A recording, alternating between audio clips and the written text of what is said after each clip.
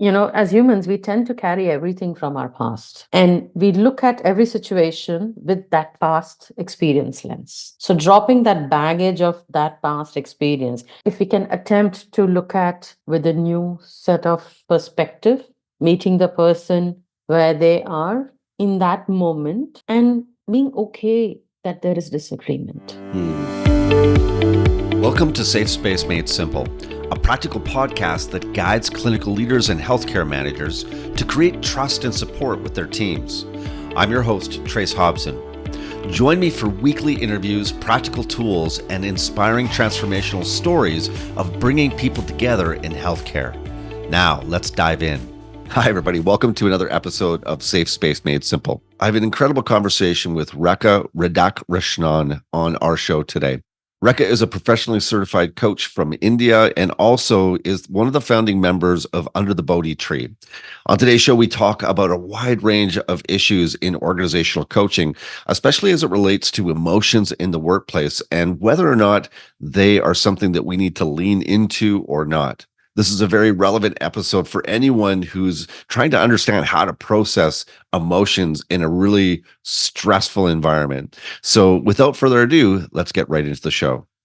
So Rekha, first of all, I just really want to welcome you here to the Safe Space Made Simple podcast. It's such a treat to be able to have a coach and a leadership developer of your caliber join us, especially coming from a different context than I'm used to working in. I work in more of the North American side of things. I have worked in India a little bit, but I know that you worked there. So just really looking forward to this conversation. Want to welcome you. Thank you so much, Trace. I'm really honored to be here with you today. And yes, I've definitely worked a lot of experience that comes from the side of the continent, which is India and Asia Pacific. Of course, I've worked globally as well, but more from this context. And I'm looking forward to our conversation today. Yeah, I know one of the things that we were talking about before we started our podcast today, and in our last conversation too, that it was really interesting to me was your work around emotions and feelings as it relates to organizations. And one of the things that I notice in healthcare settings is that in clinical leadership, for patient coordinators or for nurse educators or managers and for teams, oftentimes feelings are seen as something that they need to sort of contain, put a lid on so that they can be professional, quote unquote. And I'm wondering what your thoughts are on that and what your experience is with that in your work and also in that culture that you're living in as well. Look, emotions are always complex. And yes, at times we have grown from a culture where you're expected to be strong, you're expected to be objective, don't be emotional about it, right? But we don't realize that a lot of times some of these things really come in our way, in the way that we interact with people in different situations. So I think now the landscape is changing where it is okay to express yourself. So that's the shift that I'm seeing from so many decades where, oh, there's no place for emotion at workplace, to I think we need to start acknowledging emotions at workplace. Yeah, And so even when we are interacting with people as well. yeah, I see the same thing too. I noticed that we're sort of in this in-between place. Mm. In the old school that is still alive and well at this point, there's no place for feelings. We don't need in healthcare. A lot of times, I'll hear a manager say, "We don't need that fluff here." In clinical practice, we just need to, suck it up and get it done and forget about the emotions. And now we're starting to see a new generation of people coming to the forefront that want to have space for that. And I really think that that's actually, as you're saying, important to have emotions and to be able to talk about those. What I'm curious about is how do you manage that in an organizational setting, in a professional setting? What does that look like from your perspective? I think that space to be able to speak one's mind, firstly. to be able to express.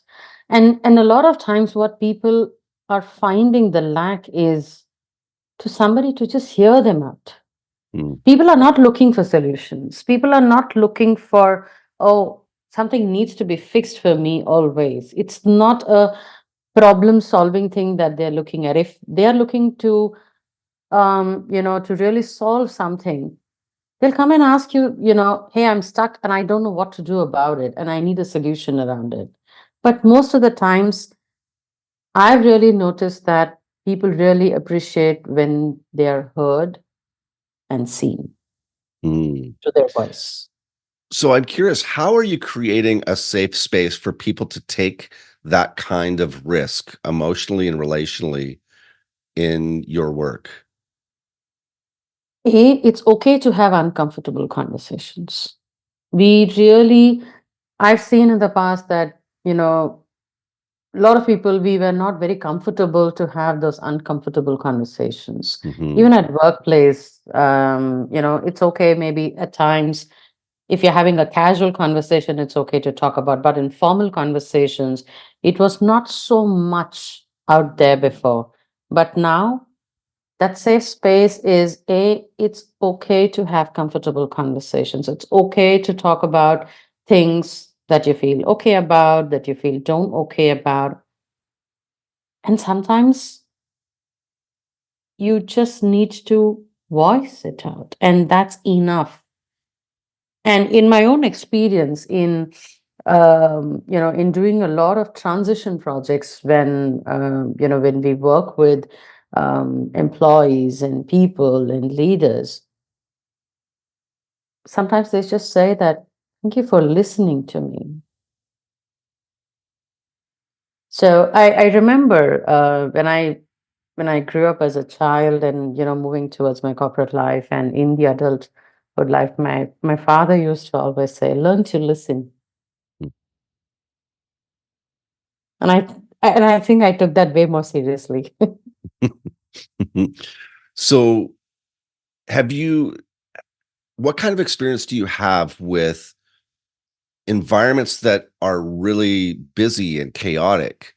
And how do you create that kind of space? And what should a leader do to create that kind of space in environments that are incredibly busy? In our healthcare landscape all over the world right now, there's a shortage of people, a shortage of time to get things done. And so I'm curious what your thoughts are on how a leader does that when they're feeling that pressure operationally. Yeah. The pressure can be felt externally, internally, both. But the key is to be mindful. Just take a one moment of pause and just a breather for a moment. Nothing is going to change in a couple of seconds. We've seen that a lot of times in corporate conversations, we just want to move from one agenda to the another and just ensure that, oh, we're talking about everything. But it's important to just take a pause for a moment Mm, and just allow that space to give that spaciousness. and mm, and I find that very, very calming in any conversation. That space that we talk about when one conversation ends and the other conversation begins. There's that space, and that's that pause that you know it says a lot. Sometimes mm, you don't have to say anything, and I think that could be key for leaders if they really have to create impact. And even when they are dealing with a lot of chaos that might be happening, a lot of pressure, a lot of stress, I mean, what's holding us back to take a moment of a breather? mhm, I think I feel mindfulness and just taking a pause, a few moments of breath. I think that makes a lot of difference. I've seen leaders where, you know, they speak slow, they take a pause, and everything gets covered in a conversation. I mean, it's just what we think that we might be rushing and we need to rush, but is there really a rush? It's a question that we need to ask ourselves at times. Well, there's definitely a story that we have about that, but there's also the external pressures that make people feel like there is a rush. And I like what you're saying about the difference between talking about an agenda and experiencing that space, because I notice a lot of the time we talk about mindfulness now in corporate world, in organizations. We talk about well-being and psychological safety. We talk about all of these things. But what I always find really fascinating is that people still are making that shift in understanding that talking about something is not the same as experiencing it. And when you experience something, there's a different benefit that it creates than just talking about it. So to your point about the list of things on an agenda in a meeting. So yeah, we check all the boxes, we talk about all those things. But what happens when we do, as you're saying, slow down and take a pause? I call it slowing down to the speed of our presence, because it feels to me like my system is in fight, flight, freeze all day long. It's in reaction all day long, unless I notice that and I can slow down. And so there's a systemic effect that has on meetings, conversations, the way I interact with people individually. But it also makes me really curious about the way that can affect a whole system, like a team or even a larger system as well. What kind of a system could we create if we created safe space for that pause? Mm. That's a great question, I must say, firstly. I So think in the system. organizations, sorry, go ahead. Oh, God, it's fine. No, I was just going to ask, like, in the organizations that you're working in that are really busy, what are you coaching leaders around to be able to notice that uh, pressure, internal and external? What are you giving to leaders, or how are you coaching leaders to be able to do that pause when everything in them is like, I'm too busy. I have to get things done.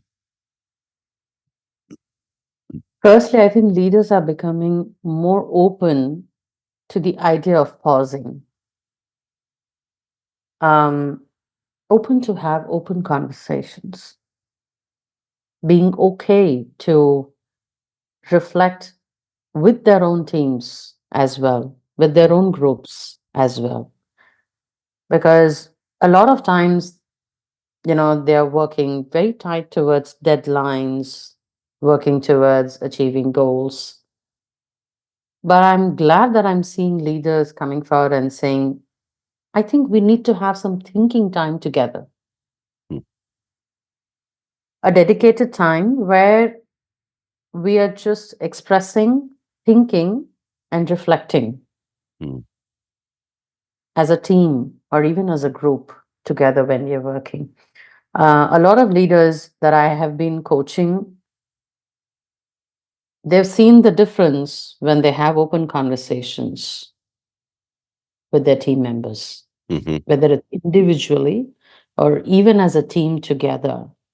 And listening to, of course, they're still attempting to do that because some of them might be very comfortable doing it. For some of them, it could be slightly uncomfortable. For some of them, mhm, it could be extremely uncomfortable. But the good thing is that they're allowing themselves to do it. And when they're having those kind of open conversations and listening to not commonly heard voices in their teams, mhm, that's also giving them that, I think there is, um, the team is together, there's a lot of trust, people are being heard, every voice is being heard in the team. So they're also seeing the impact of having those open conversations, mhm. And what wanting to have that reflecting time together as a team as well. So what kinds of impacts are they noticing from creating that kind of safe space for people to have open conversations like that? One is more people are talking. There are more conversations that are happening. Um, Beginning to have adult to adult conversations, Mm, being okay to disagree with each other. I've seen a lot of leaders being okay with disagreements when there are creative conversations, brainstorming and thinking. But now also being open towards, okay, what are the things that we typically don't want to talk about? So let's talk about those things. but why would we wanna do that, Rekha? Are you sure we wanna talk about, those things that we do? Like, why do we wanna talk about the things we don't wanna talk about at work? Like, shouldn't that be just left for, personal life or, look, so why is that important? So when I say things that we typically don't talk about is that even if people don't want to talk about personal stuff, of course people have boundaries. People are not very okay talking about personal stuff. That's absolutely okay. But here I'm talking about typically the challenges at work that we don't talk about, things that we Mhm. feel uncomfortable that we don't talk about. People are beginning to talk about it. Let me give you an example. Like one of my second gigs where, we just started it last year, mid of last year, in fact. So we're three people who've come together to work in the space of mind, body, and emotions. And we did a workshop, form of a retreat, and then we had certain exchange of ideas, and we also were disagreeing on certain things. But we really spoke about as well at times, what are we not okay about it? What are we not okay about certain things? And when we choose to speak about it, I feel it just changes everything. There's more trust, there is more partnership, there is Mhm. more cohesiveness and collaboration in working together. Yeah, I found the same thing. I notice one of the things that we do to help our clients to create a safe space is to facilitate a safe space container. And what that is a container when we all agree to certain standards that we're going to practice. We're not going to do them perfectly, but we'll practice them. Well, what are the standards? Well, that's the facilitation. We answer three fundamental questions. What do we need to feel safe? What do we need to be open and learn? And what do we need to feel respected? And that's a space that's facilitated so that every voice in the room is heard and everybody's on an even playing field. So we're not talking about hierarchy, we're not talking about roles, we're talking about human beings. And what is it that I need as a human being? And then I listen to what it is that you need as a human being. And what I've found is exactly what you just said, which is that as we experience each other that way, it creates a foundation and a container for everything else that we're going to do operationally or planning or whatever it might be. And it is expansive because we start to see each other in a different way. And like you shared, trust starts to become something that's building, relationship starts to deepen, and it really does change the way that the team works together. Before, in a very chaotic environment, nobody really had any of that. Everybody's running 100 miles an hour. But afterwards, when we do these types of engagements, then they can begin to work in a different way within themselves and with each other. So it's something that we found really sets the stage for everything else. One thing I do notice that comes up there is that anything that's been sort of in the past that has not been resolved or dealt with also wants to emerge and be addressed, and some of the things that aren't talked about. So When you were talking about difficult conversations earlier, or you called them uncomfortable conversations, I'm curious about what you're noticing when it comes to conflict or conversations that people typically don't want to have because they're afraid of the way that their boss will react or their colleague will react. And so they just avoid those conversations. What do we need to do to be able to create an environment where we can have those kinds of conversations? That's a very, very good point that you're bringing it up because it, you know, we always look at conflict as a very negative aspect. But when couple of people are working together, or when two people are working together, two different human beings, two different thought processes, and hence two different thought processes can coexist together. But a lot of what you're saying about, sometimes we avoid conflict, we don't want to talk about it. Sometimes it's our own personality that influences some of these things. And this is purely my viewpoint with, what I have seen over the period of years of my experience as well. For example, I might be completely okay as a person to have uncomfortable conversations and talk through conflicts, but my peer may not be very comfortable about it, Mhm. right? But it does not mean that the person doesn't want to have, but they find it very uncomfortable. They're not okay. So sometimes we have to be okay when the other person is also ready to talk about it.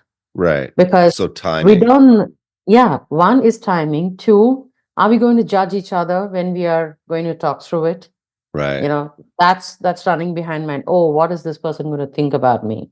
What is this person going to think about me? Right. Right. Third thing is, where is this going to lead to? The unknown consequences of the actions.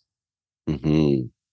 Yeah, I think that that's a big reason why people don't have these kinds of conversations because their experiences have not been positive, and also they're really uncertain about, is this going to make things worse? Like, I don't want to have a conversation that is going to leave me feeling like I didn't get my needs met, or worst case scenario, there's even more conflict now as a result of trying to talk about it.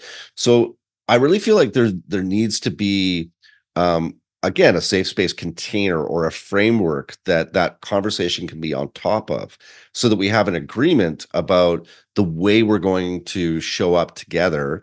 And one of your things you're sharing there is about judgment. One of the typical words that come up in that facilitation I mentioned is that, what do I need to feel safe? I need to feel no judgment.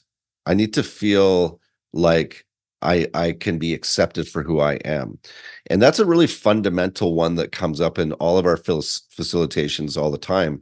So I wonder what kind of a framework or what kind of a foundation are you creating with people, or coaching people to have, so that they can navigate into those conversations that are difficult?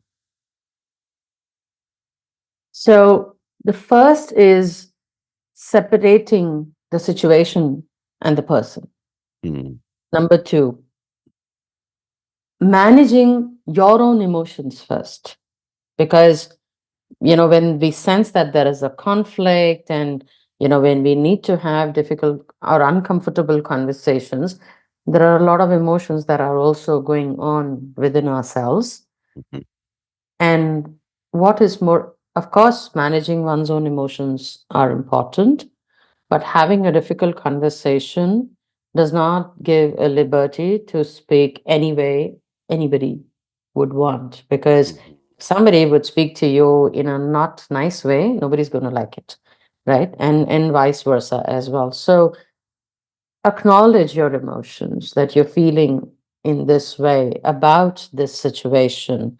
What is making you feel in that way? First, it's important that a person manages their emotion, acknowledges their emotion, and then maybe initiate the conversation. I think there's something that's not okay. Maybe if we could talk about it. Mm-hmm.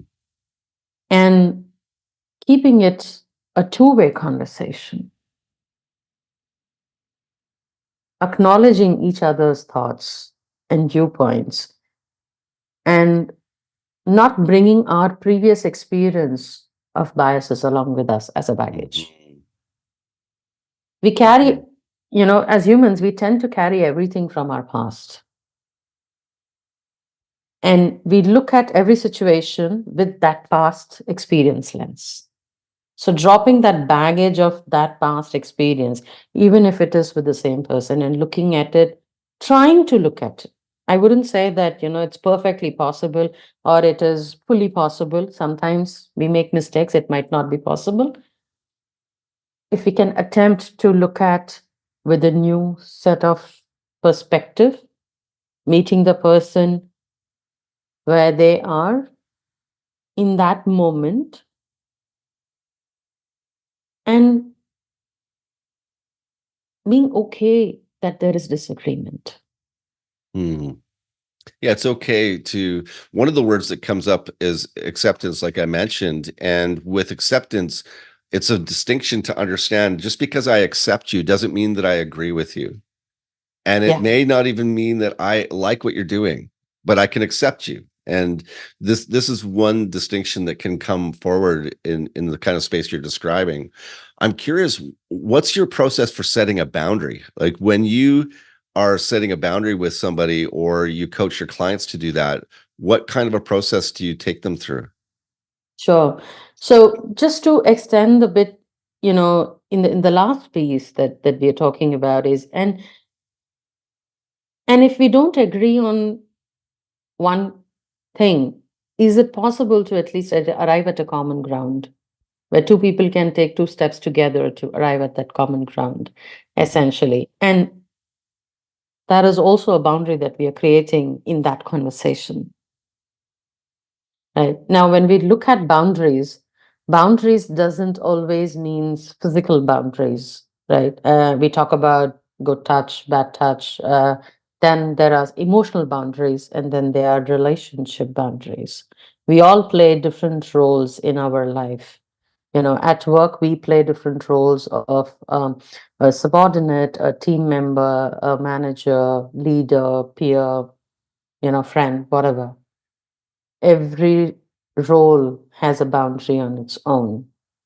What is okay and what is not okay in every role. In personal life, we play different roles of, child, parent, spouse, partner, friends, mentor, whatever, right?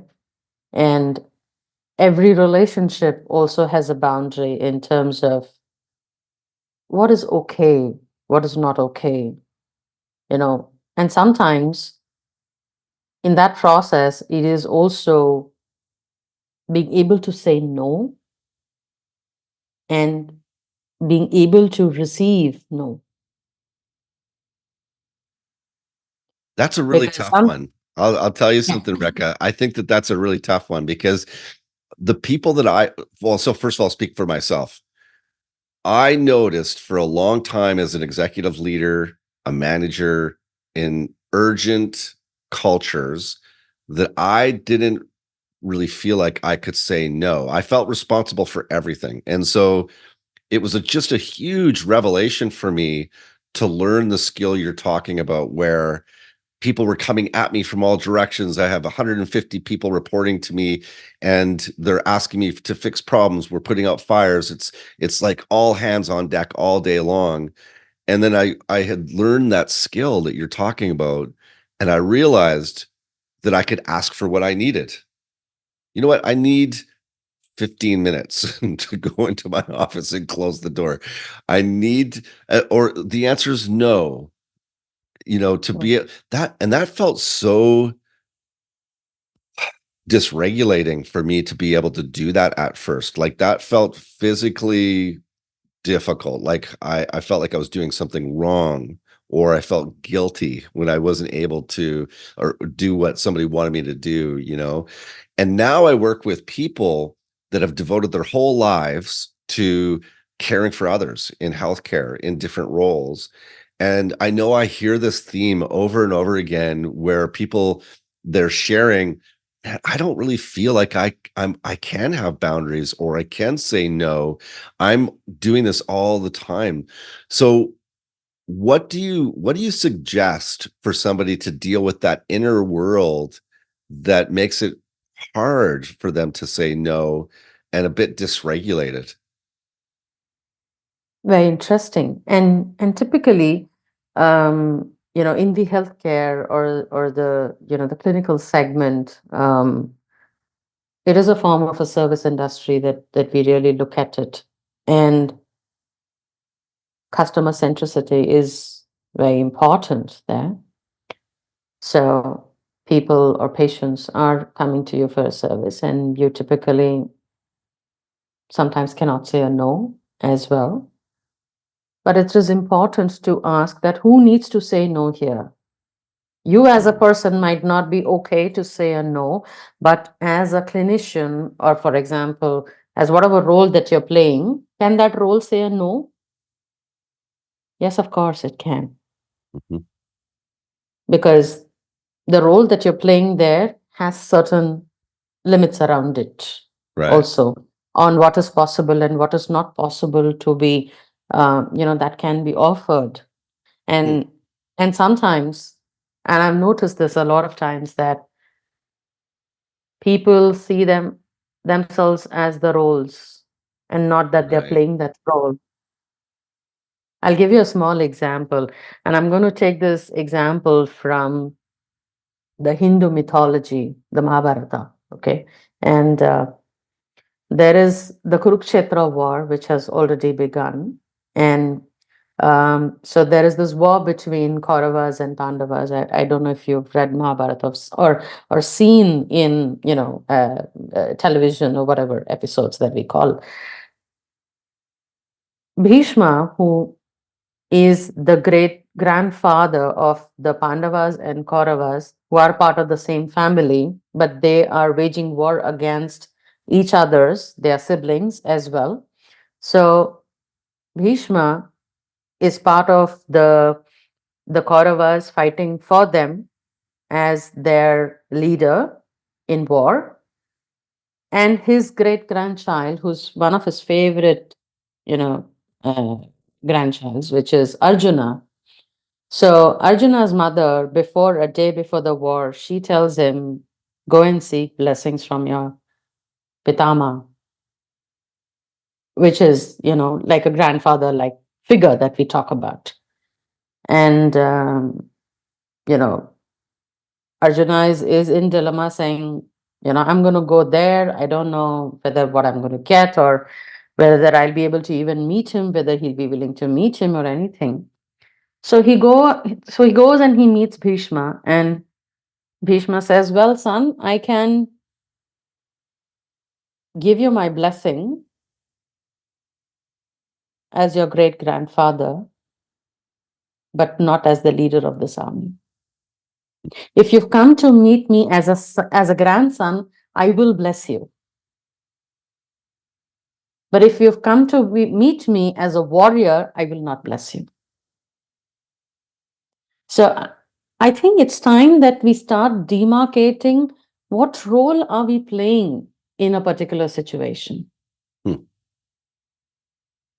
Yeah, it's an I, interesting. I really love the way that you're sharing that because if you I think you're right. I think most of us are sort of enmeshed with our role, and that's who we are.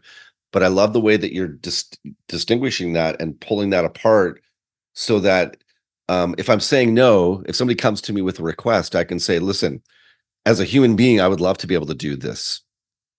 As this role that I've got, I can't, and I have to say no because I'm stewarding the role. I'm stewarding the purpose of the role, and so I can't just say yes to everything. That wouldn't work for I wouldn't be a very good steward if I did that.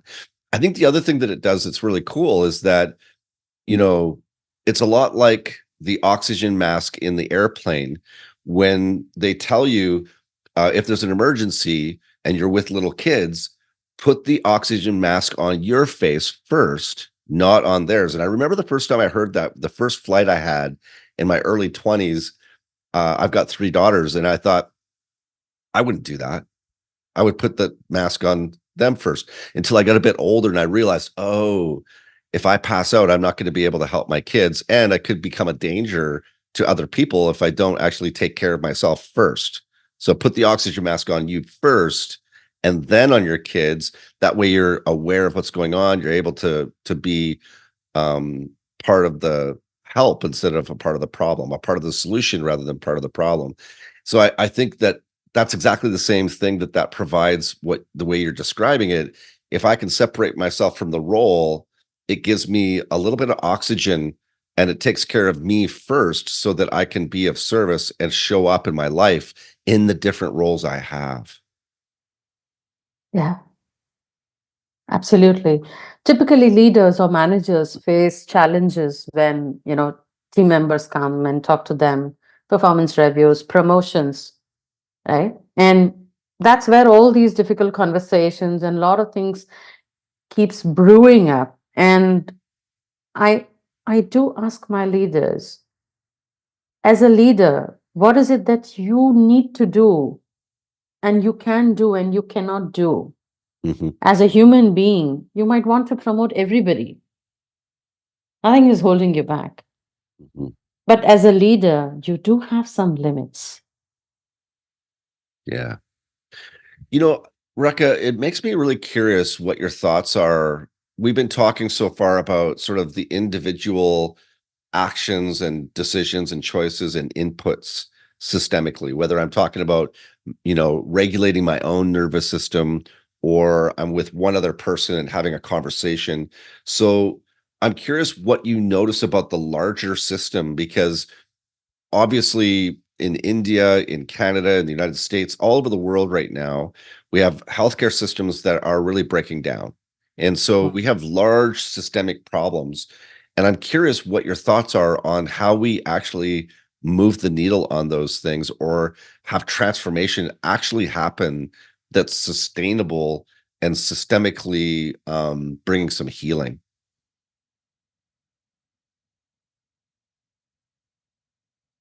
That sounds very complex with the moment you say that. right? Firstly. And that's how it feels in the system. Everybody feels that way. They just go, holy crap, that's a big question. That's a big system. I don't feel like there's anything I can do to change any of this. So I'm just going to survive. That's typically, what I notice. Yeah, yeah. And the moment you come to that aspect of surviving, then either you're fighting or you're fawning or you're freezing. Right. Now, if we if you look at that bigger system, can the problems be solved in one day or in a few days? The answer is no, for sure. Mhm. Because the system is so complex. And sometimes, if we look at it from a distance, the system is not complex. We as human beings, we make the system complex. Because the system doesn't run.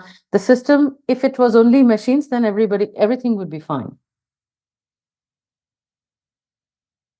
Right? And if there's a problem, you bring that to that spot and the problem can be solved. But the system is made up of human beings, and human beings are themselves a system. Yeah, I agree. I think we are the system for sure. And we think that it's supposed to run like a machine, but it doesn't actually work that way.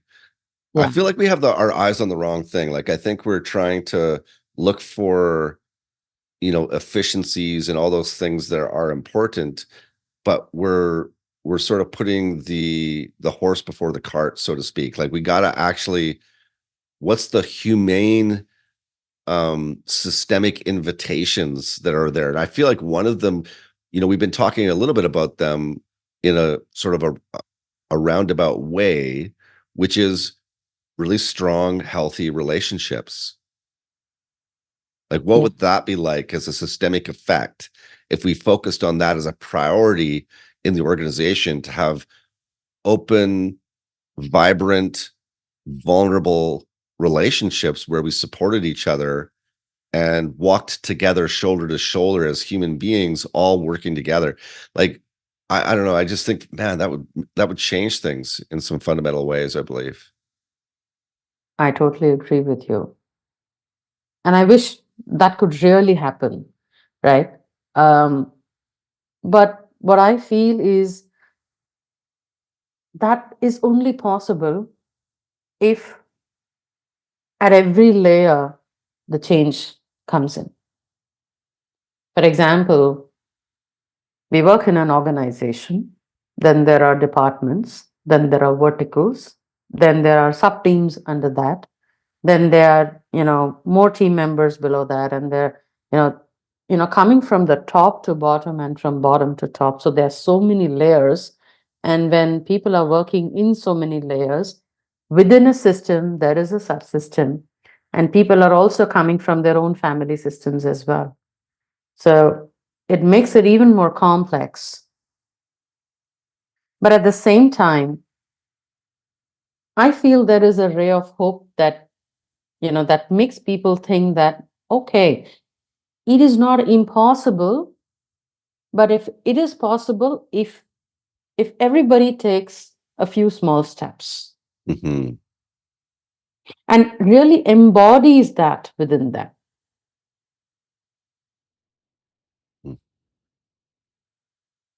And I know that's a huge ask. Well, I don't know. I think there's something really human about connection, community, and learning how to make that a priority in the organization. And I agree with you. I think it is multi-layered. It's very complex. It's hierarchical. It's also, it's bottom up, top down. I agree with that. I also think, and I love what you shared about the family systems too, because what's interesting to me is that I think that we're actually a systemic input without being totally conscious of it. The things we learn from our family system, we go to work and we actually show up in this way we've been taught and conditioned to show up. And when we notice suffering or we notice conflict or we notice the opposite of what we want, we know what we don't like. You know, clarity comes through contrast. And if I go to work and I don't like what's going on, that's really one message that's coming through clear is that um, I want the opposite of what I'm experiencing right now. And so I often wonder, is that a systemic message that's inviting some kind of healing within me so that I can be a system input in the larger ripple effect that I'm creating all the time with the way I show up? And, I think as I've worked with teams, you can see this dynamic that's going on, whereas people realize their responsibility, their efficacy, their agency, and they become engaged with that, and they start to notice, oh, actually, what's going on here is actually mine. This is mine. I have responsibility, and my response dash ability comes from my level of awareness about the way that my system is impacting me as well as the people around me. As teams start to become aware of that, it's like a shift happens in the culture. There's a cultural ripple effect that starts to take place where not everybody gets along. It's not kumbaya. It's not anything like that, but it definitely starts to reshape and reimagine the way that we work together based on something that nourishes the human spirit rather than just trying to get more stuff done, more tasks. Yeah. So an Yeah. inside out rather than an outside in. Yeah. And what happens is we come from a system where our behaviors is valid in that environment. Hmm. And here we are in a different environment. So the context is not the same, but we tend to exhibit the same behavior. Hmm. So obviously, it's not going to work in that environment or in that system, Right. right? The first thing important is to recognize that we are entering into a very different system from where we came from. Right. I think that's the first. People used to say, okay, when you step into office, forget about your personal life. I heard this many years ago. Right. Okay. Yeah, And when you enter compartmentalize. home, and when you enter home, keep the office outside the door. Yeah, how's that working for you? It doesn't work. It That doesn't doesn't work. work. So Yeah, if you have somebody that's gone through a divorce and they go to work during that time, everybody knows what's going on. And vice yeah, versa, if you're under huge stress at work and you go home to your family, everybody knows it at home as yes, well, right? yeah, It's a systemic effect. yeah. And now people are realizing that these two systems have impact on each other because you're the Mm. same human being, but you're being at two different places. But the moment the context changes, the behavior also changes there. For example, um, you might be very comfortable having open conversations in your own family environment, but the culture in your organization might not be very supportive towards that. Mhm. And then you struggle there because you're comfortable with confrontations, you're comfortable with open conversations, you're comfortable with uncomfortable things, but in the system that you are working, nobody's comfortable talking about it, and it might not be appreciated. Then what do you do? Yeah, Then you're what do dealing you with do? inner That's the conflict. question. That's the question. So what do you do? Yeah. So what one could do is acknowledge to oneself first that this is a different system and it needs me to behave and adjust my behavior slightly and see how I can deal with it first. Because, initially you're just fighting yourself with the system, saying, why is this like this? Why are we not able to talk about it? But sometimes, as you understand the system and the culture, you will be able to find ways to do it. But the Yeah, but the that's first interesting what you're saying. reaction that we have is resistance, right? So that's the difference between pushing against and going with the flow. Like if you resist something and because you want to fight against it, um, just you're just going to get more of the same. And in fact, it just gets worse and worse. And it could be really hard to let go of that fight. I know that from personal experience. But if you learn how to go with the flow, and I'm not talking about abdicating what you need in your integrity or your values at all. I'm not saying that. Yeah. It's the same as being if you were standing in a river and you're going to swim up river, it's going to be really hard. But if you get in a boat and turn around, you're going to go with the flow of that river and you're going to navigate it. That's what you're sharing. I feel like, when you accept what the culture that you're in and stop trying to fight against it, you're right. There's an opening that starts to happen where you can work with it to implement and bring forward changes that will shift that culture in different ways. Um, Yeah. so yeah, I agree with you. Listen, Rekha, I'm curious, what kind of work, what's got your attention right now in your work? What are you doing that you are really passionate about right now? So I'm really passionate about working with the mind and body together, you know, and emotions together. And that's where um, we've really come up, me and a couple of my partners, we've come up with this platform called Under the Bodhi Tree, where we look at bringing in workshops and retreats where we can work with the body, mind, and emotions in a way to, in a very holistic way, to look at how we can build new behavioral muscles, how we Mhm. can deal with situations, both with the cognitive ability and with the physiology that we have within us. So that's where I feel a lot passionate about, because the body and mind are one. They're all integrated together. What we think has its impact on our body, and what goes in the body has the impact in the mind. We always work on either of it Mhm. at one point of time. But there is a possibility where we can work with the mind and lean on to the wisdom of the body as well. Mm. That's what I'm beginning to discover more and more. Nice. And how can people get in touch with you if they'd like to reach out? So they can reach out through our LinkedIn handle, which is Under the Bodhi Tree. Our website is under Progress, and that's where they can reach out to us there on the That's LinkedIn wonderful. page. Rekha, it's been so nice to talk with you today.